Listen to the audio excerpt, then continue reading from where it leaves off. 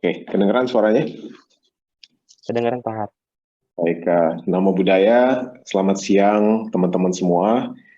Yang saya hormati dan muliakan Bante Utamo Mahatera yang pada kesempatan di siang hari ini akan hadir bersama kita semua secara online untuk memberikan suatu pemaparan yang menurut saya sangat relevan, yaitu mengenai kebahagiaan perumah tangga. Saya juga mengucapkan terima kasih kepada Pak Ong yang juga sudah hadir dalam kesempatan di siang hari ini, dan juga kepada teman-teman sahabat Dhamma seluruhnya yang bisa hadir dalam kesempatan ini. Sebelum saya mulai, saya mungkin akan bacakan riwayat singkat Bante Utamo, dan kita nggak usah terlalu banyak bicara di sini, karena yang penting adalah kita ingin mendengarkan sekali ceramah beliau. Beliau lahir di Yogyakarta 13 November tahun 1960. Saat ini beliau berdomisili di Wihara Bodhigiri di Blitar. Sangat aktif di berbagai kegiatan organisasi, pernah menjadi Wakil Ketua Umum Sangha Theravada Indonesia 2003-2006. Beliau juga menjabat sebagai Wakil Ketua Umum Bidang Vinaya Sangha Theravada Indonesia 89 sampai sekarang. Dan saya memang belum pernah bertemu dengan beliau secara langsung, tapi saya sering sekali mendengarkan ceramah beliau di YouTube. Jadi teman-teman mungkin juga kalau masuk ke YouTube bisa mendengarkan banyak sekali ceramah-ceramah beliau yang menurut saya itu sangat relevan dan sangat mudah untuk kita pahami bersama. Ada satu diskusi beliau dengan Pak Gita Wirjawan yang sudah didengarkan oleh lebih dari 1 juta penonton, dan dari berbagai kalangan, dari agama yang berbeda, dan feedback-nya sangat positif. Dan tadi saya waktu sebelum kita mulai acara sempat berbincang-bincang juga dengan Bante. Saya sampaikan ada satu buku yang menurut saya itu sangat relevan dalam kesempatan di siang hari ini, yaitu buku yang ditulis oleh seorang profesor dari Harvard yang sudah meninggal dunia. Namanya adalah Clayton Christensen, judulnya adalah How You Measure Your Life. Bagaimana Anda mengukur hidup Anda. Clayton Christensen adalah seorang Mormon, jadi agamanya adalah Kristen Mormon, tapi buku itu ditulis juga oleh salah seorang ateis. Jadi ada 3 orang yang menulis buku tersebut. Disampaikan di buku tersebut adalah bahwa pada saat kita meninggal dunia nanti, yang diukur oleh Yang Maha Kuasa itu bukan seberapa banyak uang yang kita miliki, bukan juga seberapa tinggi posisi kita, ya, tapi adalah seberapa banyak orang-orang yang hidupnya kita sentuh, sehingga orang tersebut menjadi orang yang lebih baik. Dan disampaikan juga bahwa yang harus dilakukan oleh kita semua adalah untuk meminimalisir namanya penyesalan. Pada saat kita sakit berat, sekarat, jangan sampai timbul banyak penyesalan, termasuk misalnya penyesalan kenapa kita ini dulu hubungannya dengan keluarga, dengan anak kita, dengan pendamping kita, dengan istri, suami, kenapa hubungannya nggak baik. Karena kalau itu terjadi pada saat kita sedang sakit berat, itu sudah terlambat. Jadi dia bilang minimalisirkanlah namanya regret atau penyesalan-penyesalan. Saya rasa itu aja yang ingin saya mau sampaikan. Sekali lagi terima kasih kepada Bante Utamo, dan kita ingin sekali untuk bisa mendengarkan pemaparan beliau. Mohon kepada teman-teman yang join untuk tidak mengaktifkan speakernya ya, karena ini akan mengganggu kita semua dalam mendengarkan ceramah Bante. Demikian, terima kasih. Terima kasih Pak Haryanto yang sudah membuka acara dengan baik sekali, bahkan menyampaikan buku yang beliau baca, yang mungkin akan sangat relevan dengan tema kita pada kesempatan ini. Teman-teman semua yang hadir dalam kegiatan ini, para partisipan, baik dari Pulau Jawa maupun dari luar Jawa, kalau tadi dari MC mengatakan tentang tema kita kebahagiaan perumah tangga, mungkin pengertian perumah tangga di dalam Buddhis agak sedikit berbeda dengan yang tadi disampaikan. Jadi kalau dikatakan tadi perumah tangga adalah orang yang berkeluarga. Perumah tangga di dalam Buddhis itu adalah mereka yang tidak tinggal di wihara. Jadi mau berumah tangga atau tidak berumah tangga itu terserah. Tetapi dia tinggal di luar wihara. Jadi kalau di dalam agama Buddha, kita membagi menjadi dua kelompok, yaitu yang tinggal di wihara, para biku, samanera, dan sebagainya.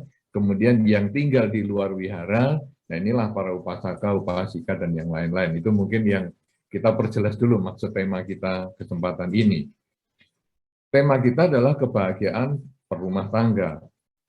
Maksudnya di sini bahwa Sang Buddha bukan hanya mengajar kepada para biku saja, tetapi Sang Buddha juga mengajarkan bagaimana para perumah tangga, mereka yang tinggal di luar wihara itu juga boleh mempunyai kesempatan untuk maju, boleh mempunyai kesempatan untuk sukses. Sehingga kalau ada yang mengatakan, wah agama Buddha ini kan agama yang membuat orang tidak bisa maju, mungkin itu belum memahami tentang dharma yang sesungguhnya diajarkan oleh Sang Buddha. Bahwa di dalam salah satu khotbah Sang Buddha yang ada di Anguttara Nikaya, Sang Buddha menyampaikan tentang beberapa hal yang orang bisa capai di dalam kehidupan sehari-hari, maksudnya di dalam perumah tangga atau di dalam masyarakat sehari-hari. Nomor satu, seorang perumah tangga diperbolehkan untuk memperoleh kekayaan dengan cara yang benar. Ya, jadi Anda mau mengumpulkan kekayaan silakan saja, tidak masalah. Ya, bukan berarti terus wah ini kan kita harus mencontoh biku, semuanya dilepaskan ke duniawian. Jadi sekarang kita ya enggak usah lah, uang apa enggak perlu, keliru. Kita boleh sukses, kita boleh kaya. Tentu Anda juga mengenal, di zaman Sang Buddha ada yang namanya wisaka, umat ataupun upasaka, upasika yang demikian kaya raya, sehingga berdana kepada Sang Buddha sedemikian besarnya. Kemudian Anda juga tentu memahami ada yang bernama anatta pindika. Orang juga yang kaya raya, yang membeli tanah hektaran dengan menggelar keping uang emas. Anda bisa bayangkan kalau koin uang emas itu dibikin 1 meter persegi saja berapa banyak koin yang Anda miliki itu diletakkan 1 meter persegi. Ini bisa untuk membeli tanah hektaran. Berarti ini kan orang yang kaya, berarti kan boleh kaya. Karena orang kaya itu nanti akan memberikan manfaat nanti pada hal yang selanjutnya akan disampaikan. Jadi yang pertama kita boleh kaya. Yang kedua, Anda boleh memiliki karir yang tinggi, jabatan yang tinggi. Itu boleh, Anda mau jadi CEO, Anda mau jadi komisaris, mau jadi apa, terserah, Anda boleh. Tentu saja semua jabatan itu juga diperoleh dengan cara yang tidak melanggar kemoralan. Jangan menggunakan sikut menyikut, menghalalkan segala cara untuk memperoleh posisi ataupun jabatan Anda. Selain punya kekayaan, punya karir yang bagus, nah ini juga seorang umat Buddha boleh meraih, boleh bercita-cita umurnya panjang. Jadi Anda sekarang misalnya sakit, harus berobat. Jangan menganggap sakit ini ya karma lah. Nanti kita tunggu saja kalau karma buruknya sudah habis, nanti kan sembuh sendiri. Oh, keliru. Karma adalah niat. Jadi kita harus punya niat untuk berobat. Kita harus punya niat untuk mencari kesehatan, mengupayakan kesehatan, mengupayakan pertolongan ataupun secara medis, bukan secara spiritual yang misalnya ke dukun dan lain sebagainya. Itu kita perlu supaya umurnya panjang. Nah, kemudian kalau kita boleh kaya, kita boleh sukses karir, karirnya boleh tinggi, kita boleh umur panjang, lalu gunanya untuk apa ini? Nah, inilah sekarang kita memahami bahwa orang kaya dan sukses posisinya atau karirnya tinggi itu sebetulnya dipadukan dengan usia yang panjang, gunanya adalah untuk memanfaatkan kekayaannya, memanfaatkan karirnya untuk banyak hal di dalam kehidupan sehari-hari yang mungkin kalau tadi dicocokkan dengan buku yang disampaikan oleh Pak Haryanto tentang how you measure your life, itu kan tadi dikatakan sebelum meninggal tuh nanti apa ya, berapa banyak kita ini memberikan manfaat untuk orang yang lain. Nah, ini sebetulnya adalah manfaat dari mana ini? Nah, kalau di dalam Dhamma, manfaat itu kita peroleh dari kekayaan yang kita miliki, dari karir yang kita capai, digunakan untuk waktu yang lama, sehingga umur panjang kita itu terisi secara maksimal. Jangan hanya umurnya panjang, tapi nggak ada gunanya. Umurnya berapa? Wah, umur saya sudah 60-70 tahun. Apakah manfaatnya kamu untuk sekitarmu? Rasanya nggak ada. Saya lebih mementingkan orang bermanfaat untuk saya, bukan saya bermanfaat untuk mereka. Nah, ini yang nanti kalau di dalam buku Pak Haryanto sampaikan tadi, bisa menimbulkan penyesalan ketika akan meninggal, karena merasa, ya aku ini berarti hanya mau mendapat, tidak mau memberi. Padahal kalau mendapat, saya itu hanya memperoleh kesenangan.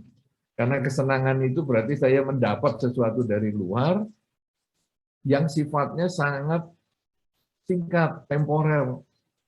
Tapi kalau kebahagiaan itu karena saya bisa memberi, saya bisa berbagi kepada pihak lain. Sehingga itu pun akan bersifat permanen. Sehingga ketika kita bisa memberikan manfaat 5-10 tahun yang lalu kepada orang lain, kadang-kadang sampai hari ini pun kita masih ingat. Bahkan sampai nanti di saat yang meninggal, kalau dikatakan dalam buku yang Pak Haryanto sampaikan tadi, How You Measure Your Life, itu tidak akan ada penyesalan karena merasa, saya sudah memberikan manfaat untuk banyak orang. Nah, sehingga 3 hal ini yang perlu dicapai di dalam Dharma. Orang boleh punya kekayaan, boleh punya karir yang tinggi, dan umurnya panjang. Kalau bisa memanfaatkan usia yang panjang untuk berbuat baik, maka muncullah yang keempat, yaitu setelah meninggal di dunia ini, karena dia memanfaatkan usia yang panjang untuk kebahagiaan orang lain, makhluk lain, dengan kekayaan dan karirnya, maka dia setelah meninggal akan terlahir di alam bahagia. Jadi alam bahagia ini istilahnya ya alam surga. Inilah 4 cita-cita yang bisa dicapai oleh seorang perumah tangga. Inilah yang disebut kebahagiaan para perumah tangga. Sehingga Anda yang tinggal di dalam masyarakat, ketika Anda bercita-cita punya kekayaan, silakan. Nah, sekarang kekayaan ini jumlahnya berapa? Karena kalau Anda yang tinggal ataupun Anda yang bekerja di bank, angka itu tidak ada ujungnya. Mau berapa saja kan angka ini masih ada tambahannya, sehingga dulu rasanya punya uang 1 juta itu kaya ya. Ternyata ada 2 juta. Wah, kalau punya 20 juta kaya ya. Ternyata ada 25 juta. Sehingga kaya ini berapa banyak? Nah, di dalam Dharma, ukuran ke atas, kaya atas ini, batas atas itu tidak disebutkan. Karena itu tergantung pribadi masing-masing. Sehingga orang bisa mengatakan, bagi saya 1 juta cukup. Bagi orang lain, mungkin tidak cukup. Betul. Bagi si A, 100 juta masih kurang. Saya sih sudah cukup. Jadi sangat relatif, batas atas relatif. Tapi yang disebutkan di dalam Dharma, yang ada adalah batas bawah. Batas bawah ini adalah kehidupan seorang biku. Kehidupan seorang biku itu, kebutuhan primernya sangat sederhana sekali. Kebutuhan primer adalah sandang, pangan, papan, dan obat-obatan. Ini yang menjadi ukuran kekayaan. Sandang, pangan, papan, dan obat-obatan. Pakaian, seorang biku cukup punya 1 setel jubah. Kalau punya 2, punya 3 bagaimana? Sebetulnya itu milik komunitas, bukan milik biku pribadi. Milik biku pribadi hanya 1 setel jubah. Jadi kita ada aturannya, kalau tambah 1 setel berarti kita berbagi dengan teman biku yang lain. Bisa dipakai jubahnya dengan teman biku yang lain. Nah sekarang, seorang perumah tangga, kalau punya baju 5 setel, untuk dipakai Senin, Selasa, Rabu, Kamis, Jumat, itu sebetulnya sudah hebat. Karena biku yang 1 setel saja bisa bertahan hidup. Apalagi yang punya 5 setel.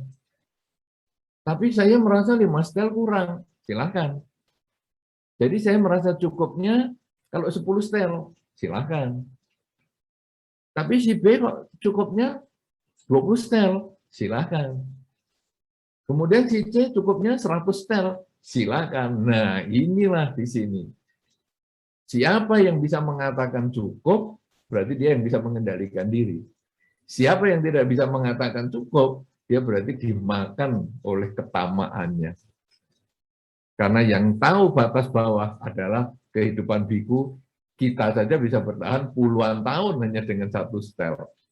Apalagi Anda yang punya 5 setel, 10 setel, dan seterusnya. Sandang, pangan, makanan seorang biku hanya maksimal 2 kali sehari. Ketika dia makan jam 7 pagi dan jam 11 siang, sebelum jam 12 sudah makan, selesai jam 12 berpuasa sampai besok lagi. Jadi makan 2 kali sehari sudah cukup. Untuk seorang biku sudah tahan. Kalau Anda bisa makan 3 kali sehari, Anda sudah bagus. Tapi Anda kepingin 5 kali sehari, ya luar biasa. Anda kepingin 25 kali ngemil terus sambil kerja, ya silakan. Kapan Anda bisa merasa cukup, disitulah Anda bisa mengendalikan diri. Kapan Anda dimakan oleh ketamaan, ketika Anda tidak bisa berhenti untuk terus memanfaatkan makanan itu dengan luar biasa karena mampu membeli, maka mau dihabiskan semua. Nah, sandang pangan, kita sudah tahu batas bawahnya. Kemudian papan, tempat tinggal biku. Tempat tinggal biku sebetulnya adalah di goa-goa. Atau kita ini didapat tempat di wihara itu juga hanya dipinjami. Karena wihara bukan milik pribadi biku. Sehingga kalau Anda bisa kontrak rumah, sebetulnya Anda sudah termasuk bagus. Anda bisa beli rumah 1, bagus. Beli rumah 2, 3, 10, silakan. Sampai kapan Anda merasa cukup, disitulah Anda terbebas dari cengkraman ketamaan. Tapi Anda merasa rumah 10 masih kurang, ya silakan. Sandang, pangan, papan, obat-obatan. Obat seorang biku yang paling sederhana adalah terapi urin. Sekarang, kalau Anda bisa membeli obat, berarti Anda sudah bagus hidupnya. Tapi kalau Anda kepingin sakit kepala saja berobat ke luar negeri, sakit gigi berobat ke luar negeri, ya itu berarti Anda apakah sudah bisa memegang kata cukup atau kita dimakan oleh ketamaan, itu hanya kita sendiri. Jadi, sandang, pangan, papan, obat-obatan ini di dalam Dharma hanya diberikan ukuran yang terendah, ukuran paling bawah, ukuran paling minimal, yaitu hidupnya seorang biku. Di atas itu, harusnya sebagai perumah tangga cukup. Tetapi kalau merasa tidak cukup, kekayaan yang dia miliki itu, pakaiannya menjadi 10.000 setel, kemudian makanannya ditumpuk di gudang sampai busuk, pakaiannya dan lain sebagainya sedemikian banyak, pakaian yang harganya mahal-mahal, top rumahnya di berbagai negara juga ada, maka itu memang kaya, tapi bisa juga menjadi ketamaan. Apakah dia nanti ternyata bisa dimanfaatkan? Oh, ternyata orang ini punya kekayaan, tapi juga dimanfaatkan. Rumah yang di sana dipakai untuk orang tuanya, rumah di situ untuk mertua, rumah yang sana didanakan untuk yayasan sosial yatim piatu, di sana didanakan untuk panti jompo dan lain sebagainya. Oh, ternyata dia rumahnya banyak, tapi dimanfaatkan untuk melakukan kebaikan. Sehingga dia, kalau di dalam buku yang tadi Pak Arianto sampaikan, dia memiliki banyak manfaat di dalam kehidupan. Kemudian dia sebagai orang yang punya karir yang tinggi. Karir yang tinggi, dia manfaatkan untuk misalnya membantu satpamnya, sering mengatakan selamat pagi Pak ke satpamnya, kemudian memanusiakan ya dari kalangan yang di bawah misalnya, sehingga mereka merasa wah bos ini baik sekali ya dengan kita, tidak membeda-bedakan dan lain sebagainya. Dan itu dilakukan selama umur dia masih ada sampai umur panjang itu. Dia tidak sombong dengan karirnya dan lain sebagainya, maka dia tidak ada penyesalan di dalam kehidupan, karena waktu akan meninggal pun orang-orang yang dari orang kecil, orang besar, rekan kerja, tetangga, semua mendoakan kesehatannya dia karena merasakan manfaatnya dia. Dia yang kaya tapi banyak jasanya, dia yang karirnya tinggi juga penuh perhatian dengan mereka yang lebih rendah jabatannya, dan itu dilakukan sepanjang usia, maka hidupnya pun selalu dicintai orang. Dan ketika meninggal dunia, dia akan terlahir di alam bahagia. Karena ketika seseorang meninggal, bukan karena kekayaan yang membuat dia bahagia di alam kelahiran yang sekarang. Juga bukan karena punya anak yang baik-baik, dia lahir di alam bahagia. Maka kalau kita lihat cara orang mendoakan orang yang meninggal, tidak ada yang mengatakan, ya semoga mendiang dengan kekayaannya yang luar biasa semasa hidupnya, mendiang terlahir di alam bahagia. Tidak ada yang mendoakan seperti itu. Atau ada yang mengatakan, semoga mendiang dengan anak-anaknya yang pandai-pandai terlahir di alam bahagia atau di surga. Belum pernah kita mendengar doa seperti itu. Tapi doa adalah mengatakan, semoga mendiang dengan kebaikan-kebaikan selama hidupnya akan terlahir di alam bahagia. Atau kalau dalam bahasa yang lain, semoga mendiang dengan amal ibadahnya bisalah terlahir di alam surga. Artinya perbuatan baik itulah yang akan mengantar seseorang ke alam surga. Karena apa yang kita cari di dunia ini, baik itu materi, keluarga, pasangan hidup, anak, rumah, dan lain sebagainya, semua itu akan kita tinggalkan. Tetapi yang kita berikan, yang kita bagikan, itulah yang akan kita bawa. Kita bawa ke alam kelahiran yang berikut. Itu yang menjadi bekal untuk kita lahir kembali ke alam yang lebih baik. Karena itu kalau tadi di dalam buku How You Measure Your Life, dikatakan bahwa berapa banyak dalam hidup ini kita sudah memberikan manfaat. Artinya apa yang sudah saya berikan kepada orang lain. Dan ini cocok, kalau tadi Pak Arianto sampaikan, ini sesuai dengan tema kita, benar. Karena apa yang disampaikan di dalam Dharma pun seperti itu, bahwa kekayaan maupun karir kita ini harus kita manfaatkan dengan dipadu usia yang panjang. Kalaupun sekarang usia kita mati dalam usia yang pendek, dengan sudah melakukan kebaikan lewat kekayaan yang kita miliki, dengan melakukan kebaikan dengan karir yang kita sudah miliki, walaupun usianya pendek, tetap akan kita memberikan manfaat. Di dalam Dhamma disampaikan bahwa umur yang panjang tapi hidup tidak bermanfaat, itu tidak ada gunanya dibandingkan umur pendek, tapi memberikan manfaat untuk orang banyak.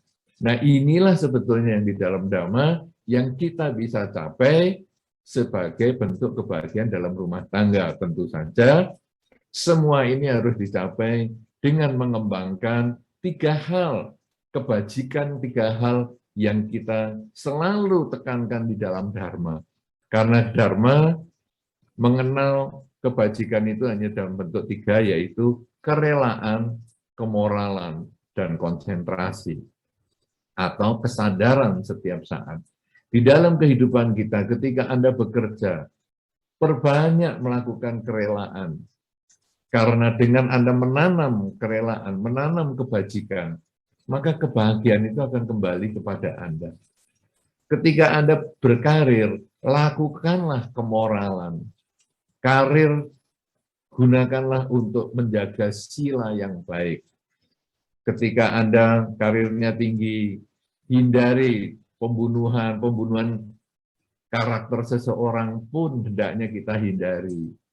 Tidak membunuh, tidak mencuri jasanya orang lain, tidak melakukan perzinahan, tidak bohong, tidak mabuk-mabukan. Ketika posisi kita tinggi, kita selalu menjaga sila kita. Dan kemudian usia kita yang panjang, kita selalu menjaga kesadaran kita setiap saat. Sehingga pikiran kita selalu kita sadari. Ucapan selalu kita sadari.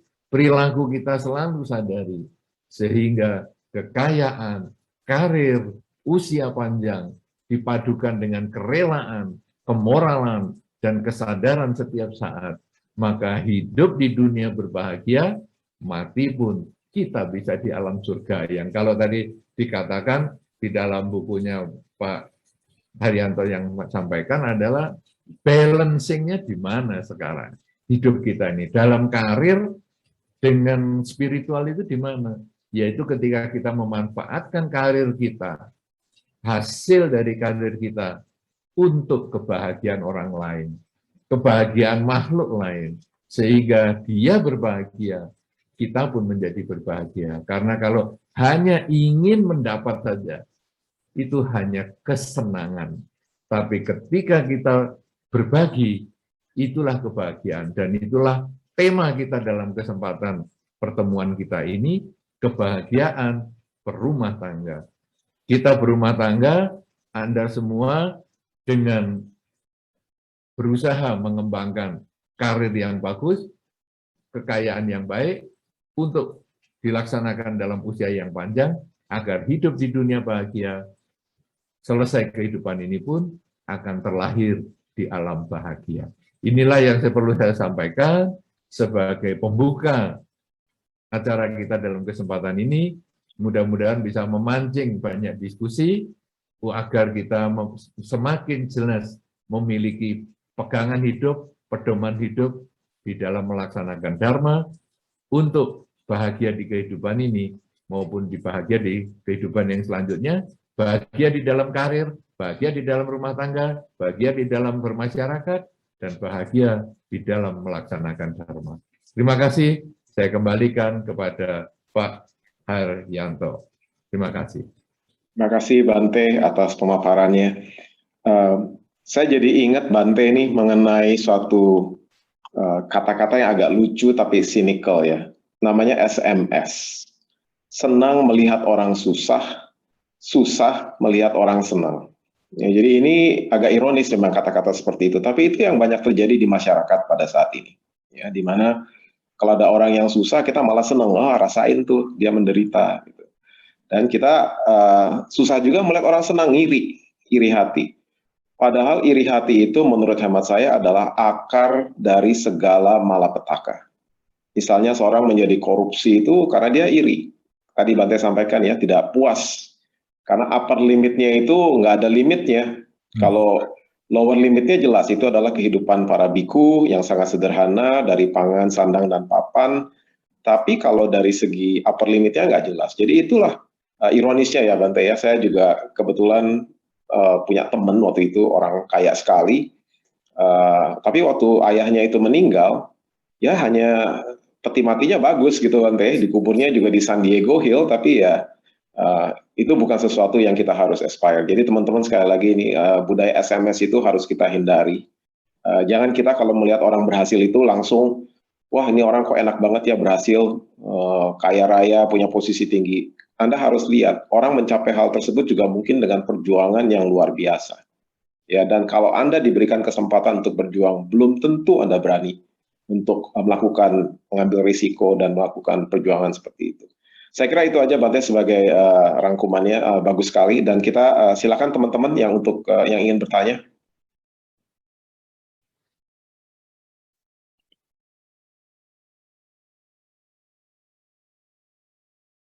Ayo, dari panitia mungkin mulai.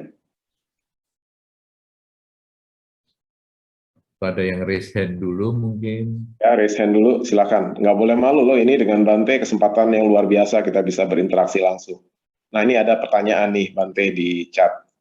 Selamat siang, Bante, tapi belum ada pertanyaannya. Lagi diketik mungkin, Bante. Ya, selamat Mungkin siang. gini, saya mulai dulu deh, Bante, supaya ini lebih jelas lagi. Bante sebagai pemimpin ya, saat sekarang ini kan kita melihat banyak sekali tantangan-tantangan baik eksternal maupun internal. Dan tadi saya setuju sekali dengan apa yang Bante sampaikan bahwa ada 3 hal ya. Pertama kan lakukan sebanyak mungkin kebajikan, hindari berbuat kejahatan, sucikan pikiran kita. Selain itu ada hal lain lagi nggak Bante yang kita harus pikirkan? Karena kadang-kadang kan kita ini jadi korban dari kejahatan orang lain. Kita udah melakukan itu, tapi kok masih ada aja orang yang jahat sama kita, yang fitnah kita, yang melakukan hal yang tidak baik ke kita. Menurut Bante bagaimana? Nomor satu, memang kita dalam kehidupan ini perlu berbuat baik. Ya, jadi yang tadi Pak Arianto sampaikan, kurangi kejahatan tambah kebaikan, sucikan pikiran itu harus kita lakukan terus-menerus. Wujudnya adalah dengan kerelaan, kemoralan, dan konsentrasi. Tetapi kok kita sering dijahatin orang ya? Lalu kita juga merenung kembali kepada Sang Buddha. Sang Buddha itu orang juga yang sudah luar biasa sempurna. Kemudian beliau juga punya musuh loh, yang namanya Dewa Data. Nah, jadi kita lalu renung, Sang Buddha saja yang demikian sukses dengan kebajikan, kita berpikir terbalik. Kalau saya menghentikan perbuatan baik saya, maka yang rugi saya karena saya sudah berbuat baik pun masih dijahati. Apalagi kalau saya jahat, tambah saya dijahati. Jadi sekarang gimana? Nah, ini kita harus punya kebijaksanaan. Saya tidak menghentikan kebaikan saya, tetapi mungkin saya memilih lokasi, memilih relasi untuk bergaul. Jadi misalnya dengan si A, teman sekantor, dia kok suka menjahati saya. Oke, kalau begitu saya tidak bisa pindah kantor, tetapi sekarang saya mengurangi komunikasi dengan dia. Saya menambah relasi dengan orang yang lain, sehingga kesempatan dia menjelekkan saya, menekan saya akan berkurang. Dan saya terus menambah kebaikan, karena dengan kebaikan itu membuat karma baik kita berbuah yang kadang-kadang kita tidak pikirkan. Di dalam Dhamma disampaikan, kesuksesan itu terjadi karena 2 hal. Yang pertama adalah usaha yang keras, yang tadi Pak Arianto juga sampaikan, kita jangan iri sama orang lain, dia itu sudah ada usaha. Ya, usaha yang keras dengan kesempatan. Karena banyak sekali orang sudah usaha keras sekali, tapi nggak sukses. Tapi ada orang kesempatannya terbuka lebar, tapi dia tidak mau usaha, ya tidak bisa sukses. Nah, kesempatan ini diperoleh dengan melakukan perbuatan baik, kerelaan, kemoralan, dan konsentrasi itu. Sekarang kita melakukan terus perbuatan baik itu, kerelaan, kemoralan, dan konsentrasi. Kemudian, sekarang kesuksesan kita apa? Atau usaha kita apa? Usaha kita tadi menghindari si A tadi, si toxic person ini. Ya, jangan kita lalu deketi orang yang sudah kita disakiti masih kita deketi. Ya, ini keliru. Loh, tapi kan dia orang menderita. Nah, lalu kita ingat lagi di dalam Dharma, ada anak yang mau menolong kepiting yang telentang. Dikasih jarinya. Nah, kepitingnya megang pakai campitnya, sakit, luka. Orang mengatakan, loh kok kamu pakai jarimu? Nah kan kepitingnya kasihan, kita harus nolong. Nolong kan kamu nggak harus melukai dirimu sendiri. Kan pakai bambu dong. Jadi nanti kepitingnya beres, kamu juga nggak sakit. Nah artinya apa? Kadang kita mau menolong si toxic person ini, tapi waduh dia malah menekan kita, dia malah menjelek-jelekkan kita. Nah, sudah kita ganti posisi aja, kita menjauhi dia, kita ganti relasi kita. Mungkin dari relasi kita ini kita suruh menasihati si A tadi. Nah ini bambunya itu dengan cara seperti itu. Tapi kita tetap berbuat baik terus. Nah dengan perbuatan baik kita yang terus menerus, kadang-kadang hasilnya tak terpikirkan. Yaitu si A mungkin dipindahkan ke bagian lain. atau ke kota lain. Akhirnya ya kebaikan itulah yang menang. Di dalam damai kan kebencian akan berakhir dengan kebajikan. Jadi dengan kita berbuat baik itu kadang-kadang pimpinan kita pun bisa pindah, kita tidak usah mendoakan. Karena kalau kita mendoakan semoga dengan kebaikan ini pimpinan saya pindah, wah ini karma buruk. Kita jangan melakukan itu, kita tetap melakukan kebaikan, total nanti pimpinan kita bisa pindah mungkin naik ke posisi yang lebih tinggi di pusat atau di cabang sana jadi pimpinan lain dan sebagainya. Yang penting kita sudah nggak kumpul dengan si toxic person ini. Jadi kalau tadi yang pertanyaan Pak Lianto, saya sudah berbuat baik kok dapat teror terus yang jelek, nggak apa-apa, kebaikannya teruskan. Tapi tentang teror-teror yang jelek ini kita hindari. Nah inilah ada usaha untuk pindah teman, pindah channel, dan lain sebagainya, sehingga hasilnya kita tidak terlalu kumpul sama dia. Karena toxic person itu bisa berarti orang tua kita juga bisa. Bisa juga pasangan hidup kita. Bisa juga anak. Bisa juga tetangga. Lah ini toxic person di sebelah kita ini bagaimana? Nah, kadang-kadang misalnya kalau orang tua, kita sudah berbuat baik, orang tua, waduh masih jelekkan kita di depan tamu, malah jelekkan kita, prestasinya kita dinolkan, dinihilkan, dan lain sebagainya, gimana? Tidak apa-apa, kita tetap berbuat baik sama orang tua. Kadang-kadang kita nanti dapat kesempatan untuk pindah kota, kos di tempat lain, sehingga nanti ketemu dengan orang tua, pas ketemu baiknya aja, pas mungkin Imlekan, atau 2-3 minggu sekali ketemu, kan enak. Loh, kalau pasangan hidup gimana? Nah, kalau pasangan hidup, kita dengan terus berbuat baik saja, kadang-kadang pasangan hidup ketemu orang yang bisa nasihati dia, dan pas, dan akhirnya dia juga bisa berubah. Artinya, ketika kita punya niat berbuat baik, jangan pernah berhenti akibat orang lain. Kok orang lain jadi jahat, saya jadi berhenti. Tidak. Saya terus berbuat baik, karena sudah berbuat baik pun masih dijahati, apalagi saya berhenti.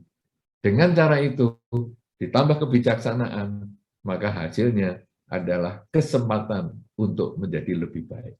Begitu, Pak Har, silakan. Ya, makasih Bante. Ini udah banyak pertanyaan nih Bante, saya bacain beberapa yang relevan ya. Satu pertanyaan, selamat siang Bante. Sebagai umat Buddha, kita harus penuh semangat. Bagaimana cara membedakan semangat atau ambisi dengan istilah cukup saja, atau dengan istilah cukup upper limit? Pertanyaannya seperti itu. Bagaimana ini Bante? Sebetulnya kata cukup itu kan kita yang merumuskan. Jadi yang menentukan itu kita. Di dalam Dhamma sebetulnya kalau membagi keuangan itu dibagi 4 bagian. Satu bagian 25% adalah untuk kehidupan kita.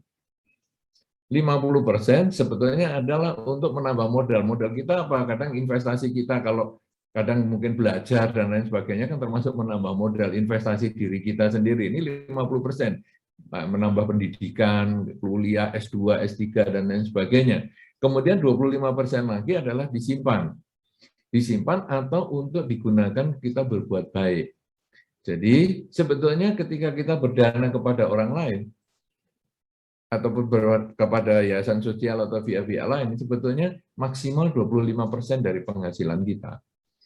Karena kalau berlebihan itu menjadi tidak bijaksana. Nah, kenapa perlu disimpan? Karena kadang-kadang kita sakit, atau kita mengalami pandemi seperti ini, kemudian isolasi mandiri, nah kita tidak ada penghasilan, tidak ada apa. Nah inilah dikeluarkan dari deposito kita ini, ataupun dari tabungan kita. Sehingga kalau dengan melihat begini, 25%, 50%, dan 25%, maka boros dan tidak boros itu yang tahu kita. Kita tidak bisa mengatakan, uang makannya 2 juta itu, sekali makan, wah boros sekali.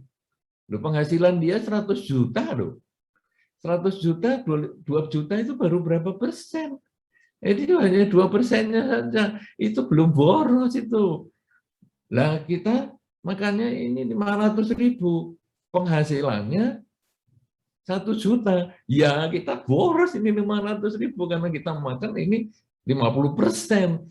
Nah, jadi kita tidak bisa mengukur orang lain, kita tidak bisa memvonis, mengejudge orang lain, menghakimi orang lain. Kita hanya bisa mengukur diri kita dengan cara itu. Makanya Dengan ukuran ini Anda akan bisa menentukan Anda tamak atau tidak, sehingga Anda nanti tahu cukup atau tidak. Dan jangan pernah mengukur orang lain, karena bisa salah. Tadi yang Pak Har sudah sampaikan juga, kadang kita iri dengan si A, padahal kita nggak tahu perjuangannya dia itu sampai di mana. Kita hanya, kalau dalam bahasa Jawa, orang mengatakan hanya melihat hasilnya, tidak melihat asalnya. Hasil tidak melihat asal. Padahal asalnya dia perjuangannya keras. Nah, itu yang mungkin saya bisa jadikan jawaban bahwa tamak atau bisa mengerti berhenti itu hanya diri kita yang tahu ukurannya dengan bagi 4 ini. Begitu Pak Har. Baik, makasih Pak Bante. Ada lagi nih Bante, pertanyaan yang bagus juga nih. Selamat siang Bante, apakah hidup berumah tangga dari jodoh, karir, hingga meninggal dunia sudah diatur oleh hukum karma masa lalu? Iya, banyak orang menganggap karma itu nasib. Kita hanya jalani. Karma di dalam Dharma, Sang Buddha pernah ditanya, apa sih karma? Karma itu niat.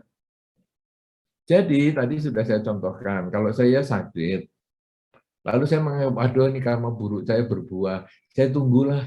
Satu ketika kan karma akan berubah, no? Karma buruk akan berubah jadi karma baik, berarti saya jadi sembuh sendiri. Itu cara berpikir yang tidak tepat. Karena karma adalah niat. Jadi saya harus berniat menyembuhkan. Saya kepingin umur saya panjang, jadi saya harus menyembuhkan sakit saya ini dengan saya pergi ke dokter. Dan itu sebetulnya adalah karma saya. Saya berangkat ke dokter itu. Kemudian dokternya pas, tepat. Nah, sehingga saya mestinya sakitnya 3 bulan, karena dokter saya tepat, maka saya hanya sakit 1 bulan. Sehingga saya 2 bulan kemudian, ini bisa saya gunakan untuk berbuat baik lagi dengan kekayaan dan karir saya lagi. Dan itu adalah karma. Jadi jangan menganggap, aduh ya sudahlah, saya gimana ini, kerja di mana? Ya nanti tunggu karma lah, kalau nanti karmanya berbuah kan saya akan ketemu pekerjaan yang paling cocok. Salah, ya kita harus usaha mendaftar di A, B, C, D. Kemudian saya sudah diterima di A, kok penghasilan saya kurang ya? Tapi ya sudah karma saya, ya tidak. Sekarang saya cari di tempat yang lain yang mungkin hasilnya lebih baik. Itu usaha. Karma itu adalah niat, ada usaha, bukan cuma terima. Itu terima itu buah karma. Kita namanya karma harus berjuang ya. Jadi Anda dapat pasangan hidup, Anda kemudian dapat pekerjaan, Anda punya rumah dan lain sebagainya, itu bukan hanya bergantung pada karma, tapi harus usaha. Ya, begitu. Itu baru karma kalau ada usaha. Baik, silakan Pak. Baik, berikutnya nih Bante. Makasih tadi penjelasannya. Namo Buddhaya Bante. Bagaimana seharusnya sikap kita sebagai umat Buddha yang bijak dalam menghadapi kondisi pekerjaan yang banyak yang mengharuskan kita untuk mengorbankan waktu istirahat dan waktu bersama keluarga? Iya, sekarang pekerjaan banyak itu apakah memang pekerjaan yang sebelumnya itu kita tunda, sehingga sekarang ini jadi menumpuk di hari-hari akhir, atau memang tiap hari kita kerjakan tidak habis-habis.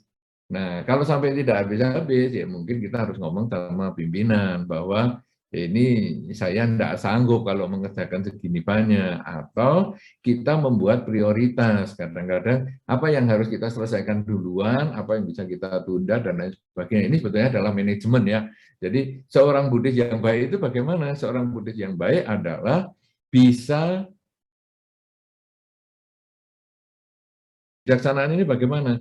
Menganggap yang penting sebagai yang penting dan yang tidak penting sebagai yang tidak penting. Itu yang disebut bijaksana. Kenapa demikian? Kadang-kadang kita itu tidak bisa membuat prioritas. Jadi begini, ini pekerjaan harus selesai jam 2 jam lagi. Nah, kita baru kerja gini, kemudian ada telepon masuk. Ada telepon masuk, orang tua kita mungkin, atau pasangan hidup mungkin, curhat, dan lain sebagainya, akhirnya pekerjaan diletakkan. Menganggap yang ini sebagai yang penting, padahal mungkin pekerjaan ini, kan ini sumber kehidupan. Kalau sampai saya tidak selesai, masa depan saya bermasalah. Jadi, oke ya, nanti saya telepon balik. Nanti saya kerjakan ini dulu, 2 jam selesai. Itu kalau yang deadline-nya mepet.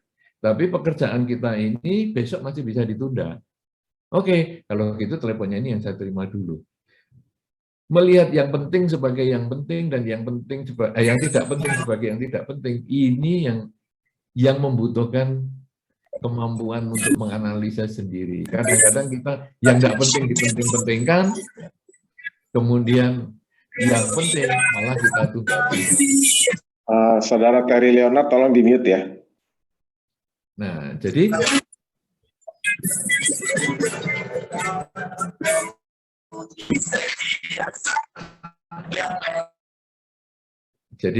begini, ini sebetulnya nanti dasarnya dikembangkan dari meditasi. Jadi meditasi itu dimulai dengan nomor satu adalah tahap yang pertama, apa saja yang bukan objek diabaikan. Ini sekarang kita masuk kepada penggunaan meditasi di kehidupan sehari-hari ya. Kadang-kadang orang menganggap, waduh meditasi ini apa nih? Harus diam di tempat, waduh kita nggak bisa lah, kita ini pengusaha, kita ini kerjanya repot, nggak bisa, keliru. Meditasi itu sebetulnya latihan bagaimana mengendalikan pikiran. Yang itu kita gunakan di kehidupan sehari-hari. Meditasi tahap yang pertama adalah apa saja yang bukan objek diabaikan. Jadi kita misalnya memegang objek nafas misalnya. Nafas masuk 1, keluar 1, 2, 2, 3, 3, 4, 4. Pikiran menyimpang, kita langsung sadari. Loh kok saya mikirkan pekerjaan. Kembalikan ke objek lagi. 1, 1, 2, 2. Mikirkan keluarga. Loh kok saya mikirkan keluarga. Tarik lagi. 1, 1, 2, 2. Sampai kita terbiasa seperti itu.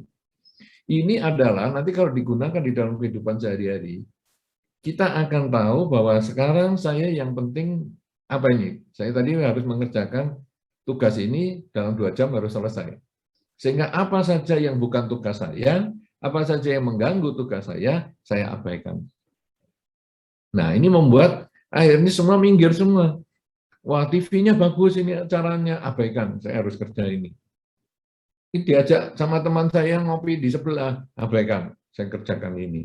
Itu nomor 1. Nomor 2, fokus ini kemudian kita gunakan kalau di dalam meditasi adalah mengamati apa saja yang terjadi di dalam diri kita. Apakah itu terjadi di pikiran, apakah itu terjadi di pendengaran, di penglihatan, di perasaan, dan lain sebagainya, kita sadari dan kita mengerti itu semua bahwa saat ini saya sedang berpikir, saat ini saya sedang berbicara, saat ini saya sedang berbuat, bertindak, membaca, menulis, menyetir kendaraan, dan lain sebagainya.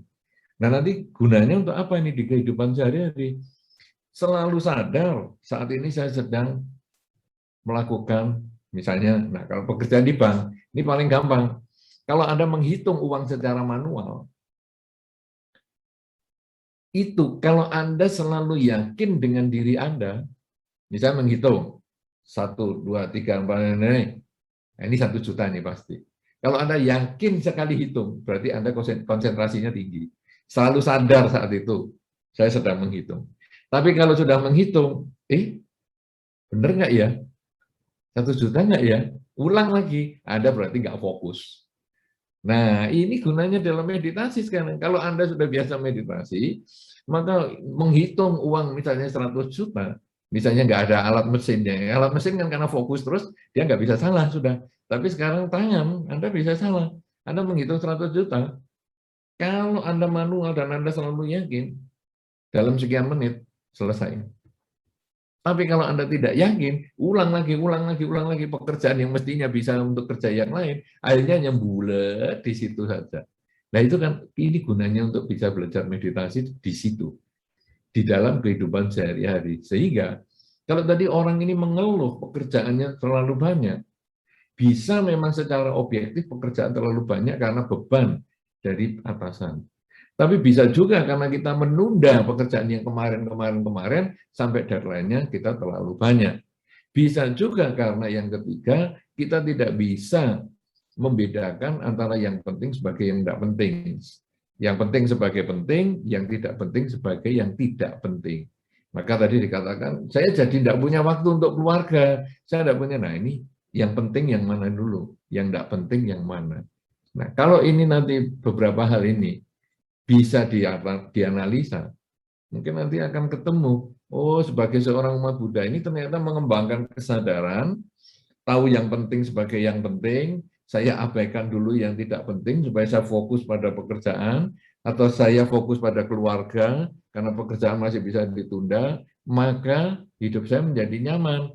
Karena sebetulnya kita ini selalu hanya satu setiap saat. Kita hanya bisa duduk tapi nggak bisa sambil jalan. Kita jalan nggak bisa sambil berbaring, berbaring nggak bisa sambil berdiri. Kita hanya bisa duduk, ya duduk, jalan ya jalan. Artinya pikiran kita hanya bisa satu setiap saat. Ketika Anda sedang fokus, cobalah berlatih untuk fokus pada itu sampai selesai. Anda fokus pada keluarga, lakukan. Fokus pada pekerjaan, lakukan. Tinggal bagaimana memindah channelnya, itulah kebijaksanaan. Nah ini setiap orang caranya beda-beda, tapi prinsipnya seperti itu, bahwa sekarang saya yang penting adalah pekerjaan dulu. Maaf ya, keluarga jangan ganggu saya, ini saya pintunya saya kunci dulu. Kita selesaikan. Dah, sekarang urusan keluarga. Tapi kalau Anda ya kerjaan yang ngurus di keluarga, kerjaan yang ngurus keluarga tidak beres, pekerjaan juga jadi nggak beres, karena kacau pikirannya. Kecuali kesadarannya sudah yang menggunakan meditasi tahap kedua tadi. Apa saja menjadi objek. Pekerja juga jadi objek, fokus, nggak gampang salah. Ke keluarga juga fokus, nggak gampang keliru juga. Nanti nyari kunci saja, menghabiskan waktu berjam-jam, ya bagaimana bisa ketemu pekerjaan yang lancar. Karena kuncinya di mana sih? Tadi di mana sih kunci lemari saya? Di mana? Terus nanti mau kerja, kacamata saya di mana? Kacamata, padahal kacamatanya sudah di atas kepala, mesti kacamatanya di mana? Ya kacau lah. Apalagi Anda yang hitungannya nol angkanya banyak sekali, wah bisa enggak karu-karuan nanti pekerjaannya. Ya, begitu Pak Haryanto, silahkan. Baik, Kepencet mute-nya Pak Haryanto. Iya, pencet mute-nya Pak Har. Silahkan. Oke. Berikutnya Bante, ada pertanyaan lagi nih Bante, menarik juga nih. Namo Buddhaya Bante, bagaimana caranya agar kebajikan-kebajikan yang kita lakukan selama hidup bisa muncul di batin kita di saat-saat akhir kehidupan kita? Karena untuk saat ini, kalau ditanya, hanya beberapa kebajikan yang menurut saya kebajikan luar biasa yang diingat. Sedangkan kebajikan yang sifatnya rutin, seperti dana bulanan, itu kita nggak pernah ingat gitu Bante. Ya, bagaimana Bante? Ya, ini sebetulnya ide yang baik, tetapi pikiran itu kan kita tidak bisa atur suka-suka kita. Cuman kebiasaan Anda itu memang nanti yang akan bisa muncul pada saat-saat meninggalkan kehidupan ini. Mungkin Anda sekarang nggak ingat, karena kesadaran kita itu hanya 12%. Bawah sadar kita itu 88%. Jadi kita banyak sekali hidup kita ini di bawah sadar. Misalnya, contoh yang paling sederhana, bangun tidur, kok rasanya mood saya jelek sekali ya hari ini, pengen marah aja, kenapa ya? Padahal enggak ngapa-ngapa, padahal itu dari bawah sadar kita itu ada sesuatu yang mungkin kita cemaskan, kita takutkan, kita gelisah, tapi karena kita nggak sadari, hanya kita kebawaannya emosi. Atau sebaliknya, bangun tidur kok rasanya happy sekali ya, ceria sekali saya rasanya, pengen ketawa dengan dunia, pengen ketawa terus. Kenapa? Padahal saya tidak ada apa-apa nih baru bangun tidur. Karena bawah sadar kita juga teringat mungkin hari ini bakal atau ada apa, atau teringat kemarin ada kejadian yang menyenangkan, sehingga kita bahagia sekali. Jadi kita tidak menyadari. Yang paling penting, Anda selalu ulang kebajikan itu. Tadi misalnya berdana rutin, lakukan. Saya nggak pernah ingat, 12% Anda itu tidak ingat. Jangan kata kebajikan rutin tadi, mungkin tadi pagi pertama kali kamu ngomong apa ya? Tadi pagi kamu pertama ketemu siapa ya? Itu aja kadang kita nggak ingat. Jadi kita ya tidak usah terlalu mencari-cari ingatan kita, lakukan aja kebajikan itu sering. Dan pada saat akhir kehidupan, dia muncul sendiri. Makanya tadi yang saya sampaikan dalam pembukaan tadi, pada waktu orang meninggal, doanya doanya pemuka agama ataupun siapapun yang mendoakan itu selalu mengatakan semoga dengan kebaikan yang dilakukan mendiang berbahagia di alam kelahiran yang sekarang. Artinya itu memang kebajikan kita yang menjadi kebiasaan itu nanti akan mengantar kita secara otomatis untuk terlahir di alam bahagia tanpa Anda harus usaha ingat-ingat. Karena kematian kita ini kan kita tidak pernah tahu caranya bagaimana. Mungkin apakah kita meninggal sakit sehingga kita bisa punya ingat-ingat, sebentar nih rasanya sudah mau meninggal, sekarang saya ingat-ingat dulu, kebaikan saya apa saja. Bisa. Tapi bisa juga meninggalnya itu mendadak langsung, kena setrum langsung meninggal, kita juga nggak tahu. Atau naik pesawat langsung meledak dan kita meninggal, kita juga tidak tahu. Nah, makanya yang kita bisa tahu adalah saat ini sampai akhir kehidupan kita isi dengan perbuatan baik lewat pikiran, ucapan, dan perilaku. Karena itu yang kita tahu dan itu yang kita bisa lakukan. Masalah nanti meninggalnya hari ini atau besok atau lusa kita nggak tahu. Karena di dalam Dharma disampaikan, yang melihat matahari tenggelam malam ini, belum tentu melihat matahari terbit besok. Yang melihat matahari terbit besok, belum tentu melihat matahari tenggelam hari yang sama. Artinya kematian bisa datang setiap saat. Kita nggak usah mikirkan kapan datangnya. Yang kita pikirkan saat ini saya masih hidup, saya lakukan perbuatan baik semaksimal mungkin dengan pikiran, dengan ucapan, dan dengan perilaku saya. Ya, jadi sudah betul Anda tadi, berbuat baik, dan berbuat baik terus saja. Nggak usah pikirin nanti matinya kemana. Sudah ada jalannya sendiri nanti. Ya, begitu. Silahkan. Terima kasih Bante. Berikutnya nih Bante, bagus juga pertanyaannya. Namo Buddhaya Bante. Bante, saya pernah baca tentang karma buruk. Bahwa karma buruk itu akan tetap melekat pada diri kita. Dan akan berbuah pada suatu saat. Walaupun saat ini sudah banyak berbuat kebajikan, perdana, dan lain sebagainya. Apakah ini benar, Bante? Kita kan tidak tahu karma buruk kita di kehidupan yang lalu. Mohon pencerahannya, Bante. Ya, itu benar. Pernyataan itu benar. Dan memang kita tidak tahu karma buruk yang lalu. Makanya, dulu di zaman Sang Buddha, ada pertapa-pertapa itu yang suka mematangkan karma buruk. Jadi dia menganggap, waduh, kita ini hidup banyak karma buruk ya. Sekarang kita matangkanlah karma buruknya. Gimana caranya? Ya kita siksa diri kita. Misalnya apa? Ya kalau perlu dicambukin lah, supaya karma buruk kita berbuah. Kalau perlu kakinya kita angkat terus sampai bertahun-tahun supaya karma buruk kita berbuah. Dan seterusnya dan seterusnya. Nah, lalu Sang Buddha melihat hal itu menyampaikan, kamu tahu berapa banyak karma burukmu? Kok kamu mau menyelesaikan semua? Ibaratnya Anda dalam bahasa bank, kamu tahu utangmu berapa? Kamu sudah ngambil kredit berapa kok kamu nyicil terus tiap hari gini? Lah kan bingung. Mungkin kreditnya hanya 5 juta, nyicilnya sudah 15 juta. Coba gimana? Kan kacau ini nanti. Nah, jadi Sang Buddha menyampaikan begini, ini ya, karma buruk itu seperti garam yang kamu masukkan dalam segelas air. Nah, ini kan asin sekali nih. Kamu kan nggak bisa mengeluarkan asinnya, yaitu dengan menambah air. Jadi kalau sekarang airnya 1 gelas, dibikin airnya jadi 5 gelas. Garamnya sama 1 sendok, tapi asinnya berkurang. Airnya ditambah menjadi 1 guci. Garamnya sama 1 sendok, tapi airnya sudah nggak asin. Nah, garam ini adalah karma buruk. Tadi yang si penanya menanyakan, karma buruk bisa dikeluarkan? Kan nggak bisa memang, betul. Nah, garamnya tetap nih 1 sendok nih. Tapi kita punya kesempatan menambah karma baik, yaitu airnya. Dulunya airnya 1 gelas, sekarang jadi 1 guci. Nah ini yang beda, perbandingannya ini yang beda. Sehingga hasilnya, sekarang garamnya masih ada di situ, tapi rasanya sudah nggak ada asinnya. Karma buruknya masih ada di diri kita, tapi buahnya sudah menjadi tidak terasa karena kita melakukan kebajikan. Makanya kuncinya kurangi kejahatan. Garamnya itu jangan dilakukan, jangan kata kurangi, kalau bisa stop kejahatan. Hentikan kejahatan, jadi jangan nambah garam.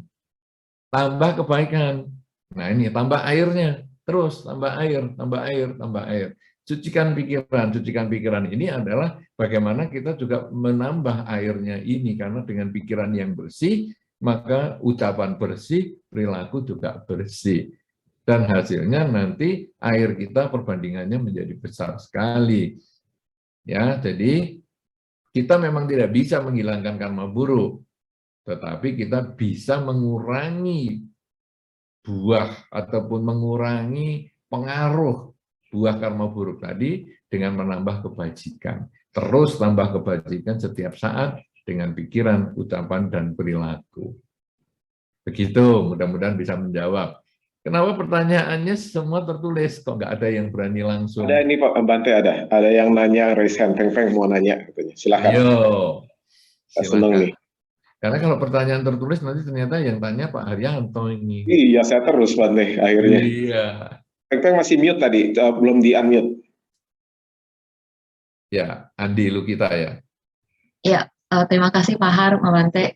Tapi sebelum saya raise hand, Andi raise hand duluan sih. Andi mau duluan kah? Andi? Enggak apa-apa, Cici aja. Oke, aku duluan ya. Selamat sore ya Bante. Bante, jadi kita kadang-kadang dalam bekerja itu kita kayak diharuskan untuk bisa menjual diri Bante. Maksudnya menjual dalam tanda petik Bante. Nah, maksudnya kalau sejak Buddhis kan kadang-kadang kita merasa agak sedikit sungkan ya kalau kita harus terlalu banyak memuji-muji diri kita sendiri. Nah, gimana caranya Bante supaya kita bisa menjual diri tapi secara elegan gitu Bante? Ya, memuji diri sendiri itu tidak ada salahnya. Itu mungkin budaya timur ya. Kita memuji diri sendiri agak takut. Itu yang paling sederhana kan kalau ada orang mau ikut kerja, misalnya wawancara pekerjaan, kemudian ditanya, kamu mau kerja di sini, kira-kira kamu punya potensi diri apa ya? Wah, ini bagian ini yang agak susah. Ini menjual diri, toh sebetulnya potensinya apa kamu? Saya bisa Pak, bisa belajar dengan cepat, saya relasi dengan teman-teman gampang Pak, komunikasinya gini. Tapi kita boleh sebutkan itu yang sesungguhnya, jangan kita ngarang. Menjual diri itu bukan kita menipu, tapi kita menunjukkan nilai lebih kita. Itu berarti kita mengenali diri kita. Apalagi satu ketika misalnya kalau ditanya, kamu pengen gaji berapa sih sebetulnya setelah kamu sekian tahun kerja? Masa jawabnya ya suka-suka lah Pak, nanti terserah ya. Anda harus menjual diri dong, Anda lakukan. Saya ini sudah bekerja cukup bagus, saya merasa prestasi saya juga cukup baik dalam sekian tahun belakangan ini. Ya tentu saya layak untuk naik menjadi 25%. Kalau mau, kalau enggak ya ayo kita nego. Kan semacam itu. Jadi kita tidak bohong. Menjual diri itu sebetulnya tidak boleh bohong. Karena kalau bohong hasilnya nanti kita ketahuan, kamu ternyata enggak seperti itu. Menjual diri bukan kampanye politik ya. Karena kalau kampanye politik kadang membesar-besarkan sehingga hasilnya belum tentu sesuai dengan kenyataan. Tapi menjual diri itu adalah kita mengungkapkan diri kita dalam waktu singkat, karena orang lain mungkin tidak memahami kita.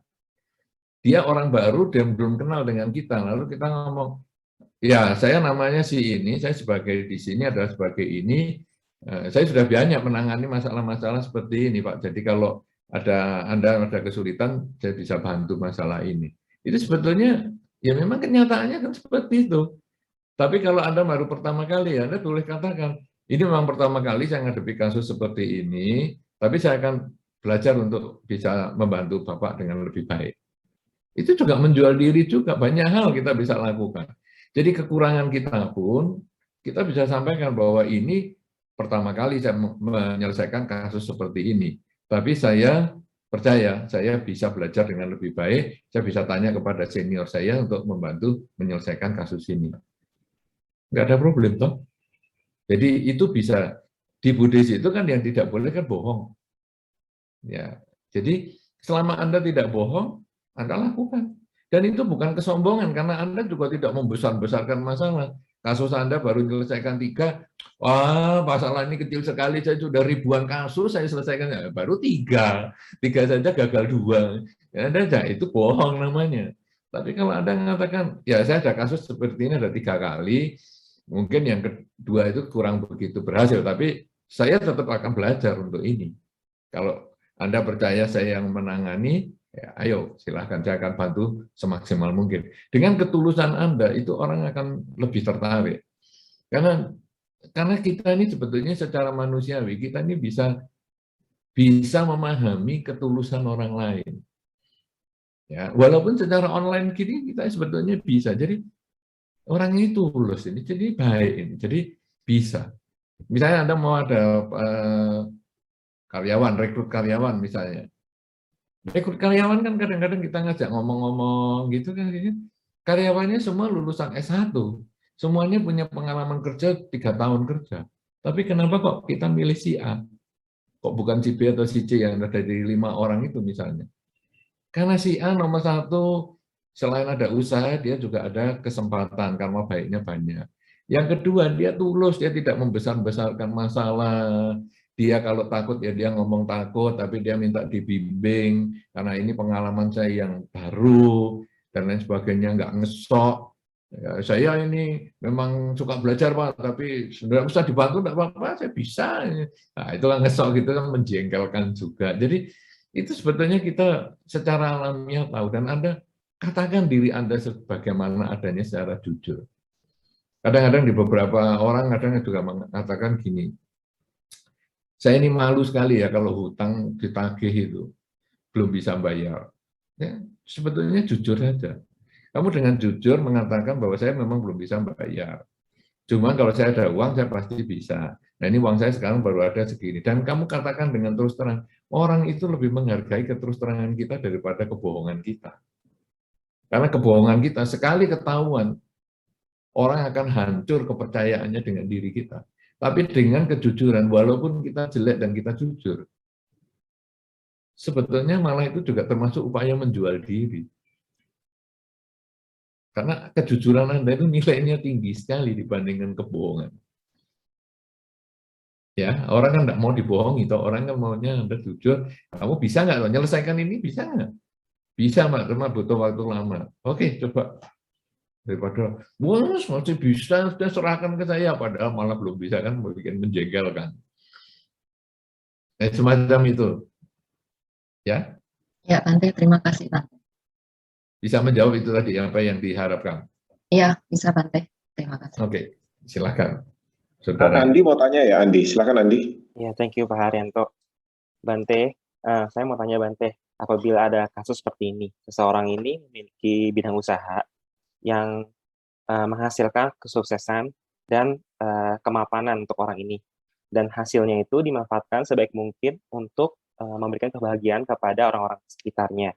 Namun bidang usaha yang dilakukan ini adalah bidang usaha yang mungkin bisa disebut kurang tepat, Bante, secara agama Buddhis. Itu bagaimana pendapat Bante terkait hal itu? Terima kasih, Bante. Ya, baik. Jadi di dalam Dharma ada beberapa syarat agar kebajikan itu lebih maksimal. Ya, si katakanlah donatur saja ya, donatur dengan si penerima ya. Si donatur kelakuannya baik. Istilahnya kalau di dalam Dhamma, kemoralannya baik. Dia menjalankan Pancasila Buddhis, tidak membunuh, mencuri, berzina, bohong, dan mabuk-mabukan. Donatur posisinya baik. Yang didanakan juga hasil yang baik.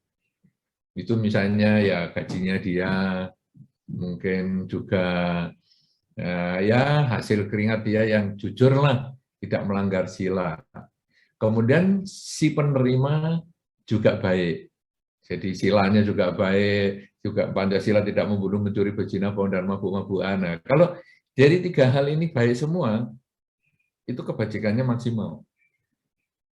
Tapi sekarang donaturnya baik, hasilnya yang diberikan itu juga dananya juga baik, tapi diberikan kepada yang silanya rendah.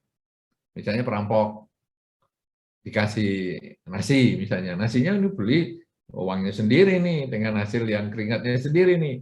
Apakah itu karma baik? Karma baik. cuman itu nilainya berkurang. Gitu. Kemudian diberikan kepada orang yang baik juga. Ini orang tua kita yang baik. Ini dari hasil kita kerja, kita dari korupsi misalnya.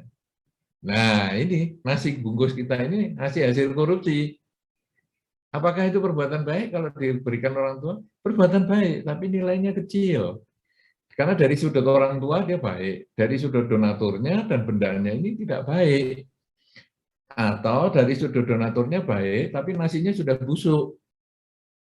Karena nasinya mestinya dikasihkan hari ini, ditunda sampai 2 hari misalnya. Wes pokoknya kamu makan nih nasi busuk nih, enggak apa-apa. Nah, ini juga menjadi nilainya berkurang.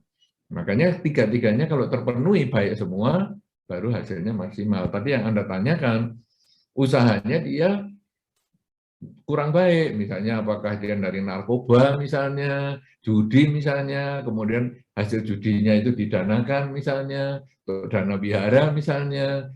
Nah, itu apakah dia punya karma baik? Punya, tapi buahnya kecil. Ya, begitu.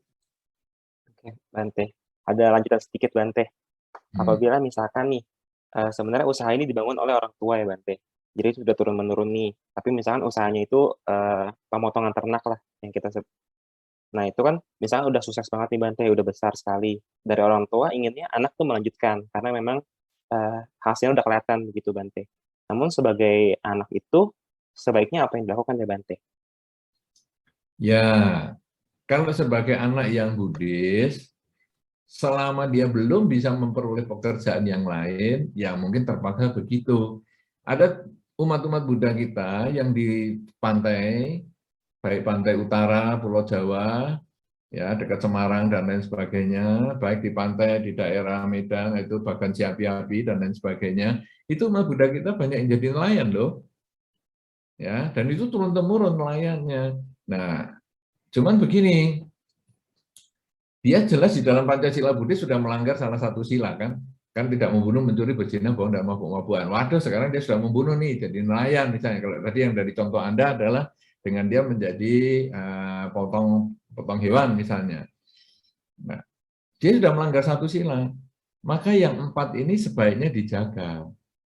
Jadi jangan, kok sudah membunuh ya, sekalianlah mencuri, berzina, bohong, dan mabuk-mabukan biar lengkap.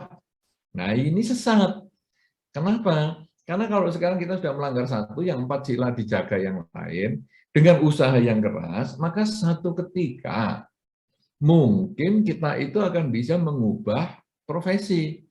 Jadi ada beberapa misalnya yang orang yang tadi kerjanya ternak ayam misalnya, dia membunuh. Ini dari usaha orang tuanya. Ya, potong ayam terus begitu, terus disuruh melanjutkan, ya sudah tidak ada pilihan lain, dia terpaksa melanjutkan. Tidak lama kemudian, dulu itu kena flu burung atau macam apa gitu. Nah, jadi ayamnya mati semua. Orang tuanya agak gelisah kok, ayamnya ribuan mati. Tapi si anak ini ya senang, dia mengatakan, ya sudahlah kalau ayamnya mati semua ya kita ganti usaha lah. Ini berarti mungkin memang sudah selesai karma kita banyak membunuh, kita usaha yang lain. Dan akhirnya orang tuanya berkenan untuk mengganti pekerjaan dan akhirnya dia bisa usaha yang berbeda. Itu yang tadi saya sampaikan dalam acara awal tadi adalah ketika kita ini terus melakukan kebaikan, maka kadang-kadang kita terkondisi untuk keluar dari lingkungan yang tidak nyaman tadi. Entah gimana caranya, tahu-tahu ada aja. Kalau pimpinan kita yang tidak nyaman, tahu-tahu pimpinan kita bisa naik pangkat, pindah ke kota lain. Akhirnya kita menjadi nyaman. Atau kita dipindah ke tempat lain. Sehingga kita dengan orang tua yang mungkin dulunya agak bermasalah, akhirnya jadi baik lagi. Karena kita pindah di kota lain. Dengan begitu pula dengan pasangan hidup. Mungkin dulu banyak sekali perbedaan pendapat. Kemudian karena baik kita terus kita lakukan, mungkin pasangan hidup ketemu orang yang bisa nasihati, yang pas, dan akhirnya dia bisa berubah. Banyak hal, makanya kuncinya hanya terus berbuat baik, stop kejahatan, tambah kebaikan, sucikan pikiran. Itu yang akan mengubah nasib kita, menjadi kebahagiaan sebagai perumah tangga. Ya? Terima kasih, Bante. Sama-sama. Bante, saya ada pertanyaan nih terkait dengan tadi yang Andi tanyakan.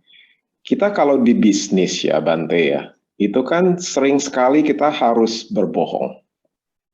Bahkan kalau dalam bisnis itu ada terminologi namanya white lies, jadi berbohong putih. Contoh yang paling gampang Bante, kita ditanya wartawan. Informasi yang kita nggak boleh ungkapkan memang. Karena kan perusahaan memiliki rahasia perusahaan yang kita nggak boleh ungkapkan.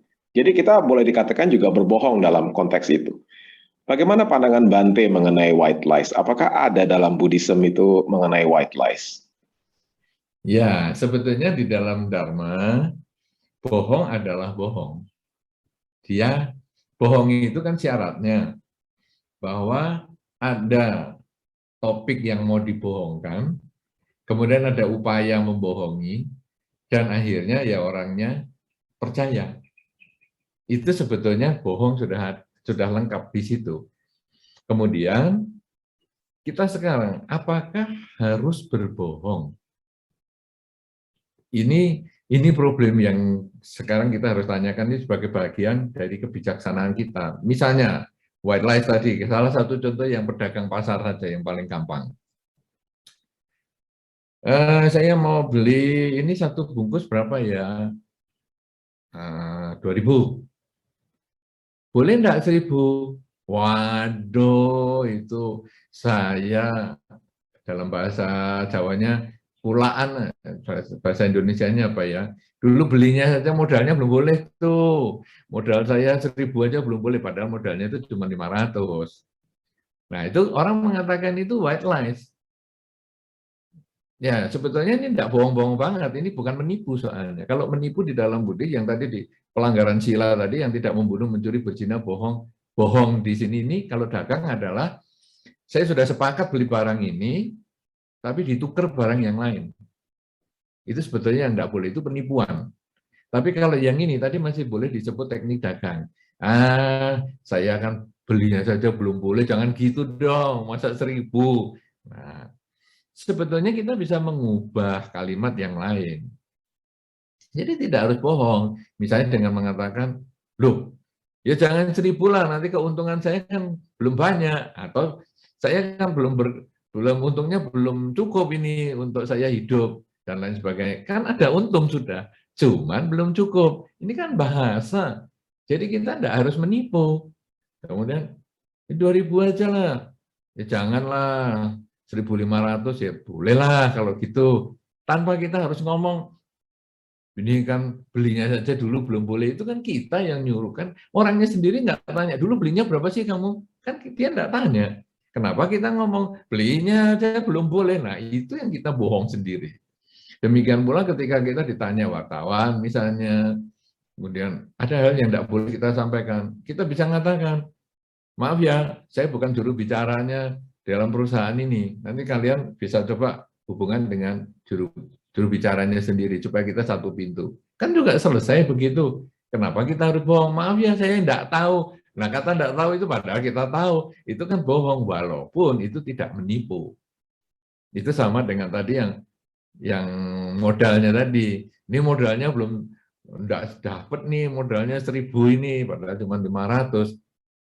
Itu tidak bohong, itu sebetulnya ya bukan menipu, bohong tapi bukan menipu. Jadi ketika Anda ngomong, maaf ya saya tidak tahu, sebetulnya itu tidak menipu, karena memang secara perusahaan tidak boleh. Tapi alangkah baiknya mengucapkan, kita sudah sepakat hanya satu sumber untuk informasi, jadi silakan tanya kepada beliau saja. Itu kan lebih nyaman. Ya, jadi banyak hal yang kita itu seolah-olah harus nipu nih, padahal tidak. Kita bisa memberikan jawaban yang lebih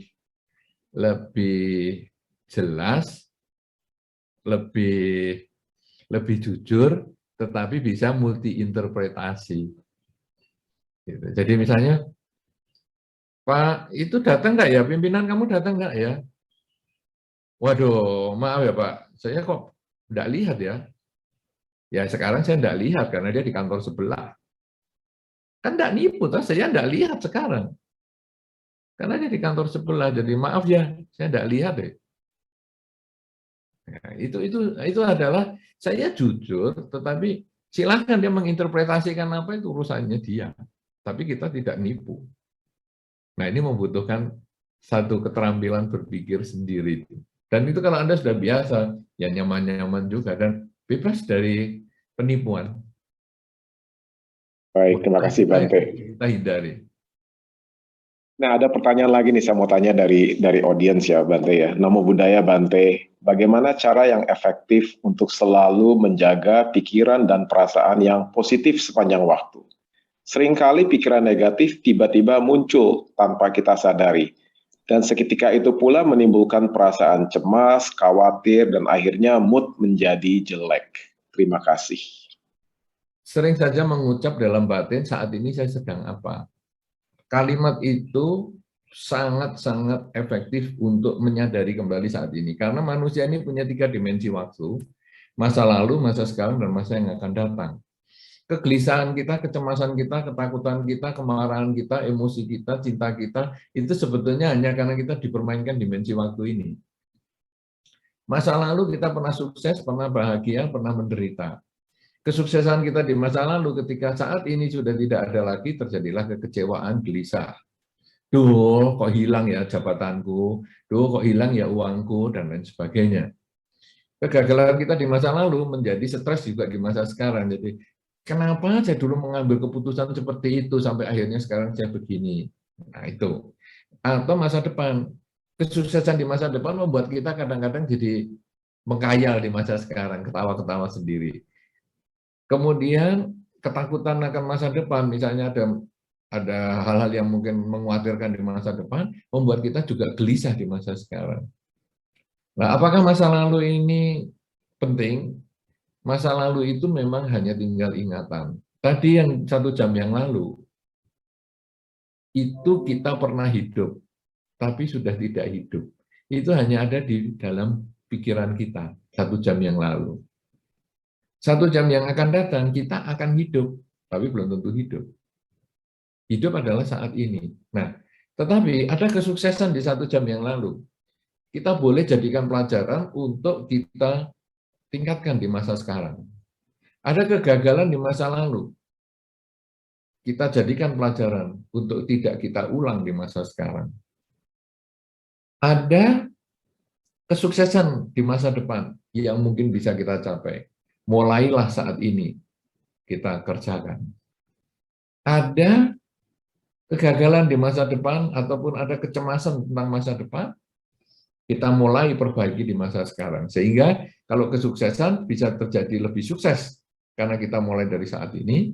Kalau kecemasan pada saat itu terjadi mungkin tidak semenakutkan yang kita bayangkan. Yang kita pikirkan adalah saat ini. Nah, jadi sekarang di dalam Dharma itu kita dikembalikan kepada hidup saat ini. Itu tadi kalau dalam prinsip meditasi adalah apa saja yang bukan objek abaikan. Itu yang tadi yang pertama tadi yang saya sudah sampaikan tadi. Jadi sekarang mikirin masa lalu, duh kemana apa ya, kemarin kok saya gagal melakukan itu. Saat ini saya sedang apa? Ya sudah ini, saya sudah tidak bisa menyesali yang lalu, saya sekarang hanya bisa memperbaiki yang lalu ya sekarang ini. Duh, nanti besok ini gimana saya ketemu dengan pimpinan saya sudah melakukan kesalahan. Saat ini saya ini sudah ketemu belum? Belum, berarti saat ini sekarang saya hanya mempersiapkan semaksimal mungkin batin saya supaya ia tenang. Sehingga besok ketika saya ketemu, ya saya jujur saja dengan dia. Karena kejujuran itu justru ada nilainya. Saya jujur bahwa saya melakukan kesalahan. Dan saya jujur saya akan memperbaiki kesalahan dan tidak mengulang kesalahan di masa depan. Karena saya belajar dari masa lalu untuk memperbaiki saat ini, tidak mengulang di masa depan. Nah, jadi orang yang gelisah, takut, cemas itu sebetulnya karena pikirannya tidak pada saat ini. Buktinya apa? Buktinya kalau kita mau tidur. Kadang-kadang kita merasa mau tidur itu susah. Karena badannya sudah di kasur, pikirannya tidak di kasur. Pikirannya bisa tentang yang tadi sore. Aduh, enak sekali ya tadi sore ketemu si A gini. Atau aduh, besok ini gimana ya, saya mau pergi jauh gini. Akhirnya badannya ini ketinggalan di kasur, pikirannya ke tempat lain. Nah, orang yang punya kebiasaan gini biasanya terus minum obat tidur. Yang diobat tidur adalah badannya, bukan pikirannya. Sehingga begitu bangun rasanya capek sekali. Nah, padahal di dalam Dharma sudah diajarkan bagaimana manusia badan dan batin ini harus disatukan. Yaitu ketika badannya bernafas, menarik nafas, batinnya ikut ngomong, masuk. Ketika badannya mengeluarkan nafas, batinnya juga ngomong, keluar. Batinnya masuk, badannya masuk, ini ngomong masuk, keluar, masuk, keluar. Pikiran ke masa lalu, ke masa depan, tarik lagi, masuk, keluar, masuk, keluar. Akhirnya batin menjadi satu dengan badan dan langsung tidur 5 menit, nggak perlu pakai obat tidur. Demikian pula yang gelisah, yang takut, yang cemas, itu selalu berbicara masa lalu dan masa depan, bukan masa sekarang. Sehingga hasilnya adalah kecemasan itu menghancurkan logika kita, membuat kita seperti nggak ada solusinya. Itu yang disebut kita punya keterlibatan emosi. Begitu kita punya keterlibatan emosi, kita cerita sama orang lain, aduh aku kok takut sekali gini-gini ya, gimana ini ya. Orang yang mendengar cerita kita, loh itu kan gampang, kamu gini saja. Loh bagi dia kok gampang? Ya iyalah, kan dia tidak terlibat secara emosi. Nah kita terlibat secara emosi jadi tidak keluar ilmunya. Nah sekarang dengan kita menenangkan pikiran saat ini sedang apa, membuat emosi kita tidak terlibat. Dan itu melihat objek ada permasalahan itu menjadi objek di luar diri kita.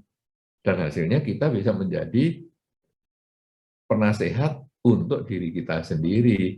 Dan itulah menjadi diri sendiri pelindung bagi diri sendiri. Itu yang bisa saya sampaikan. Silakan Baik, Pak Haryanto. Bante, ini ada satu pertanyaan mungkin yang terakhir ya. Kita kan tahu Bante, kalau seseorang itu mendapatkan kebijaksanaan kalau jam terbangnya makin banyak. Justru semakin tinggi jabatan seseorang, pasti dia sering menghadapi suatu krisis, suatu tantangan yang datangnya dari tempat yang tidak diperkirakan. Jadi mendadak toto ada serangan, belum tentu dia bersalah. Bisa saja dia nggak bersalah, tapi serangan itu bisa datang. Dan kadang-kadang kita punya reaksi kita itu reaksi refleks, Bante. Jadi ingin langsung bereaksi dan berkomentar. Padahal sebenarnya kalau kita pikirkan masak-masak, sebaiknya kita nggak usah reaksi, nggak usah berkomentar sama sekali. Karena kalau kita berkomentar, nanti bisa-bisa itu menjadi bola liar.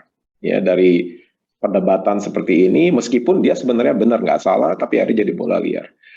Nah, pertanyaan saya bagaimana kita bisa meningkatkan kebijaksanaan kita? Karena ini adalah hal yang lazim terjadi bagi seseorang, khususnya bagi teman-teman juga nanti begitu dia menjadi seorang yang lebih senior, pasti akan menghadapi isu-isu seperti ini dalam hidup. Yaitu ada serangan yang datangnya tidak dikira-kira dan kita harus menghindari melakukan refleks. Gitu, Bante. Iya, sebetulnya kuncinya kan di penundaan. Ya, jadi orang sekarang ini kadang-kadang saya juga heran ya, dapat WA negatif langsung ditanggapi. Sebetulnya WA ataupun ya komunikasi dengan tertulis itu sebetulnya sangat mudah. Kalau kita sedang emosi, jangan nulis apapun juga, jangan membuat keputusan apapun juga. Tunda dulu, tinggal mandi dulu, tinggal makan, tinggal jalan sana sini, kemudian dibaca lagi pelan-pelan. Karena tidak harus langsung ditanggapi. Nah, memang kalau kita menghadapi situasi langsung, ketemu orang langsung dapat masukan begini, kadang-kadang kita ya self defense mechanism kita langsung jawab, langsung emosi, langsung apa, itu betul. Tapi kalau sekarang tertulis itu kan gampang. Jangan sampai sekarang yang terkenal di Indonesia adalah jari lebih cepat daripada otak. Padahal kalau di dalam Dharma, otak itu berpikir dalam 1 detik bisa 1 miliar pikiran. Jari ini lambat. Nah, tetapi kenyataannya media sosial jari lebih cepat daripada otak. Sudah di-send, baru waduh maaf itu bukan maksud saya loh. Tadi untuk apa enggak dipakai mikir. Nah, jadi kita mulai dengan media sosial, kita jangan langsung responsif dulu. Jangan reaktif gitu ya. Jadi kita tahan dulu, sudah kita pikir baik-baik. Perlu enggak saya jawab? Enggak perlu ya sudah. Nah, kenapa demikian? Nah, lalu kita ingat Sang Buddha. pada satu ketika Sang Buddha itu di dalam Jaya Manggala itu ada 8 kemenangan Sang Buddha, itu Anda bisa baca. Sang Buddha didatangi oleh Cinca. Ya, mungkin Anda sudah pernah membaca itu, saya langsung singkat di belakang saja.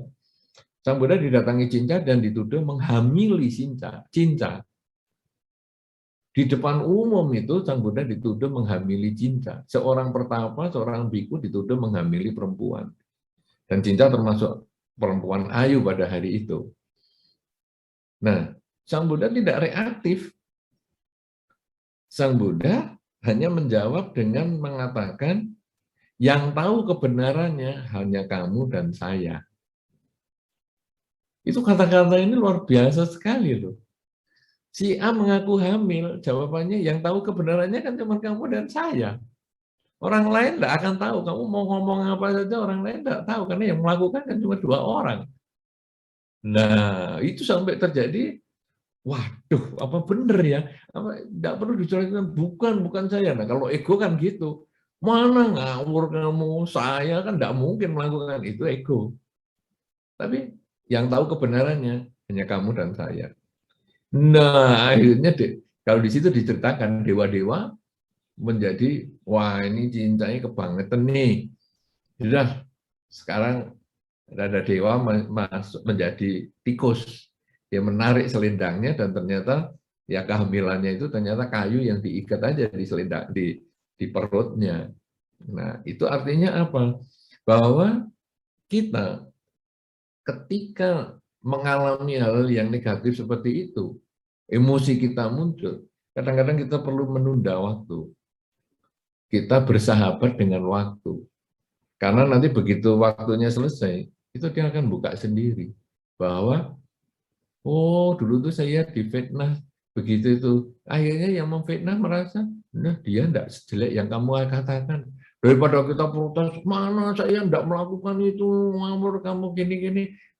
Malah kita kelihatan jeleknya. Kadang-kadang, sudahlah, kamu percaya begitu, ya silahkan. Dan nanti pada waktunya akan terbuka bahwa kita tidak sejelek yang kita bayangkan. Jadi memang butuh diam. Nah sekarang kalau langsung bagaimana ini? Kita juga diam. Tidak semua itu harus direaksi. Nah, tapi seperti yang tadi dinyatakan pertama, semua itu butuh jam terbang. Anak muda biasanya emosi, tapi juga ada orang tua yang masih batinnya seperti anak muda. Jadi anak muda yang terjebak dengan badan tua. Jadi emosinya yang masih meledak-ledak itu ya ada. Loh memang saya dari muda begini. Lah ya kamu kok bangga? Dari muda begitu emosinya meledak-ledak kok bangga? Artinya cuma tubuhmu yang tua, batinmu tidak tua-tua, nggak ada kebijaksanaannya sama sekali kok bangga. Nah tapi ada orang yang seperti itu. Nah justru semakin tua itu makanya kenapa? Karena dia agak lambat, kemudian dia memikir, nggak usah ditanggepi lah, ini orang ngawur aja, kita ngapain emosi, obat untuk tekanan darah tinggi lebih mahal daripada ngurusi orang ini, sudahlah kita biarkan. Nah itu kita kalau panjang bisa diem aja, itu sudah bagus. Itu kalau di dalam Dhamma dikatakan diam seperti gong pecah dipukul kan nggak bunyi. Jadi kita diam aja dulu, kita lihat. Karena tidak semua harus direaksi. Cara pertama adalah berlatih dengan media sosial. Jangan gampang membalas kalau kita masih emosi. Jangan membuat keputusan kalau kita emosi. Karena begitu kita emosi membuat keputusan, entah itu keputusan positif ataupun baik, ataupun negatif, nanti yang ada penyesalan. Wah, baru seneng-senengnya sama seseorang langsung, wis dah kamu jadi anak angkat saya dah gini-gini. Waduh, nggak tahunya setelah jalan 5 tahun orang ini kok jahat sekali. Terlanjur saya ngomong jadi anak angkat. Aduh, nanti warisan saya gimana nih? Dewa. Atau emosi, ya sudah kamu memang nggak bisa dikasih tahu, keluar sana kamu dari rumah ini. Seminggu kemudian, aduh kenapa ya kemarin saya suruh keluar? Ini anak baik, kesalahan hanya kecil, saya emosi karena di kantor, kok malah jadi ngusir dia. Nah itu karena kita nggak bisa diem. Kuncinya tunda 5 detik, 10 detik. Anda mau marah pun begitu, tunda dulu. 5-10 detik. Kemudian nanti baru lakukan lagi. Saya kadang mengatakan gini, kalian kalau mau disuntik, kan sudah vaksin semua tuh. sebelum vaksin, sebelum disuntik, selalu yang nyuntik mengatakan, setahu saya mengatakan, tarik nafas panjang, jelek. Semua digituin, tarik nafas panjang, jelek. Artinya apa? Jangan ngurus yang ini dulu, arahkan ke tempat lain dulu pikirannya.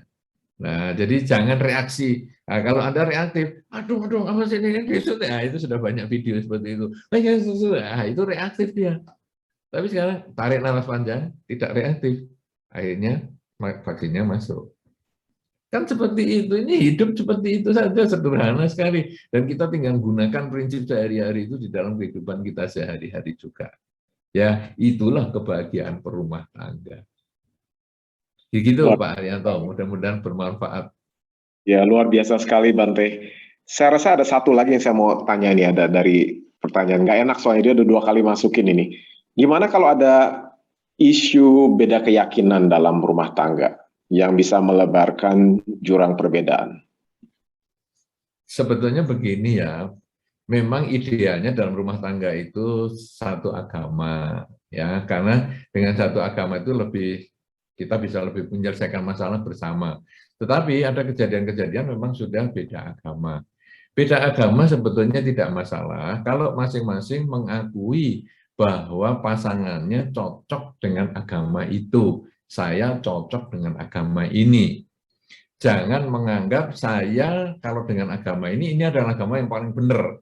Pasangan saya itu sesat. Sehingga pasangan saya ini perlu saya luruskan. Nah, ini dia sudah manusia sendiri yang punya pilihan sendiri, kenapa harus dipaksa-paksa seperti itu? Nah, kalau isinya seperti itu, akhirnya pembicaraannya itu selalu menyakiti.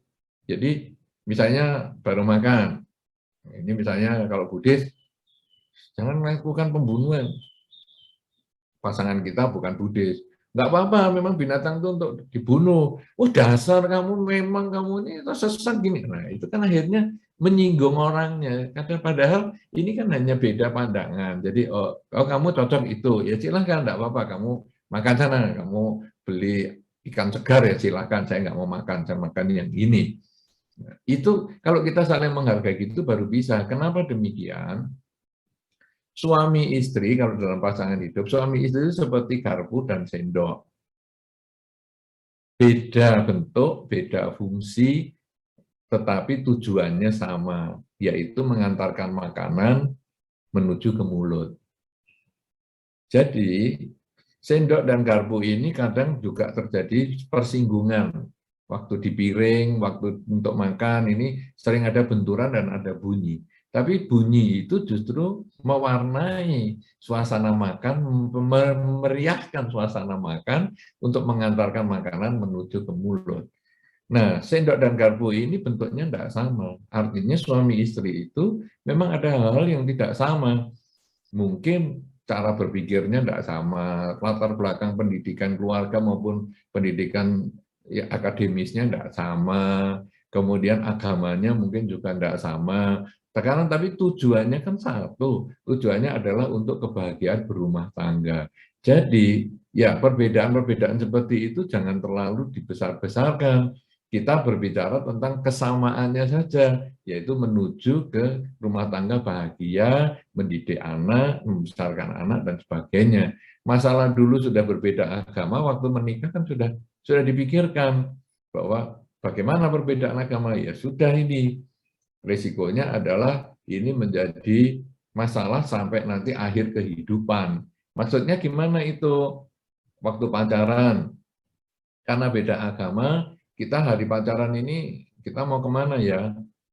Ya sudahlah, kalau minggu ke wihara, kalau minggu ini ke wihara, minggu genap, kalau minggu ganjil, saya ke tempat ibadahmu.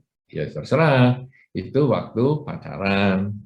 Kemudian waktu menikah, kita menikahnya gimana ya? Menurut agama saya atau agamamu? Ya sudahlah, menurut agama saya untuk di catatan sipil, kemudian nanti menurut agamamu ya pemberkahan biasa. Oke. Terus kemudian punya anak, anaknya dididik cara apa ya? Cara agamaku atau agamamu? Nah, itu kan bingung lagi. Nah, ini cuma satu anaknya. Ya dididik agamamu saja, tapi kan kalau cuma satu kurang adil, dua lah, ya udah dua, satu agama ini, satu agama itu. Tapi tembus satu lagi jadi tiga, ya tiga anaknya. Ya sudah dibikin 4 aja lah, biar 2 sana 2 sini. Jadi kayak lama-lama kayak sepak bola, atau minimal voli, 5 sana 5 sini. Nah sudah, kemudian terus jalan terus. Salah satu tua sakit. Ini sakit si A ini. Enaknya didoakan menurut yang sakit atau menurut yang sehat. Kan jadi masalah lagi tuh. Oke, si A mati. Nah ini sekarang didoakan menurut si mati atau didoakan menurut keluarganya yang hidup. Oke, si A mati dikubur. Dikubur kuburannya kuburan agama yang mati atau agamanya yang hidup. Karena yang mati sudah nggak tahu, yang hidup kan yang nyembayangi. Masa agamanya beda disembayangi? Terus gitu terus. Kenapa? Karena yang dipilih adalah perbedaan. Tapi kalau yang dipilih ada persamaan, saya sama-sama kamu mendidik anak, membesarkan anak, beda agama ya sudah. Akhirnya ketika si A sakit, ya sudahlah disembayangkan menurut agamanya si A, wong dia yang sakit. Kemudian meninggal, ya sudahlah kan menurut kuburannya si A saja, toh dia yang meninggal. Kita keluarganya toh dulu juga dia baik sama kita sekeluarga, kita doakan menurut keyakinannya dia juga nggak apa-apa. Itu nggak masalah. Sehingga orang beda agama pun bisa rumah tangganya harmonis selama dia memahami bahwa kebenaran itu tidak hanya milik agama tertentu, karena kita memilih agama karena kecocokan. Kita sering sekali ketemu di dalam upacara-upacara pelimpahan jasa, itu keluarganya bukan Buddhis, tapi dia mengundang biku dan lain sebagainya, dan dia berdana dengan mempersembahkan jubah dan lain sebagainya, seolah-olah seperti dari yang meninggal itu. Dan itu menarik sekali dan itu baik sekali, tidak masalah. Ya, jadi jangan menganggap kalau sudah beda agama terus selesai. Memang masalahnya berpotensi ada. Ya, walaupun satu agama pun sama-sama Buddhis, yang satu vegetarian, yang satu tidak vegetarian, ya bisa masalah kalau yang dicari itu bermasalah. Ya, tapi kalau yang dicari itu kedamaian, sudahlah kita memang ada perbedaan namanya sendok dan garpu. Gak apa-apa lah, yang penting tujuan kita rumah tangga bahagia. Sudah, itu akan aman. Walaupun beda agama, beda jenis kelamin, dan lain sebagainya. Ya harus beda jenis kelamin dong. Masa sama? Ya, itu. Oke. Luar biasa Bante atas pencerahannya. Saya kira teman-teman sahabat Dharma juga sangat menikmati tadi pencerahan yang diberikan oleh Bante Utamo Mahatera.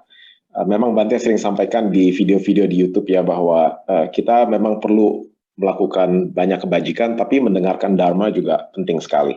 Karena itulah kita melihat bagaimana aplikasi daripada apa yang disampaikan di ajaran Sang Buddha dalam kehidupan kita sehari-hari, mendengarkan ajaran Dharma seperti yang tadi Bante sampaikan. Sekali lagi kita ingat bahwa ada 3 hal ya Bante ya. Satu adalah kita harus banyak berbuat kebajikan, kita hindari berbuat kejahatan, dan kita harus selalu mensucikan pikiran kita dan batin kita. Atas nama sahabat Dhamma, saya ingin mengucapkan sekali lagi terima kasih banyak Bante atas pencerahannya. Semoga nggak bosan-bosan untuk hadir juga di acara ini ke depannya. Saya kira teman-teman juga semua sangat berterima kasih dengan kehadiran Bante. Terima kasih Bante.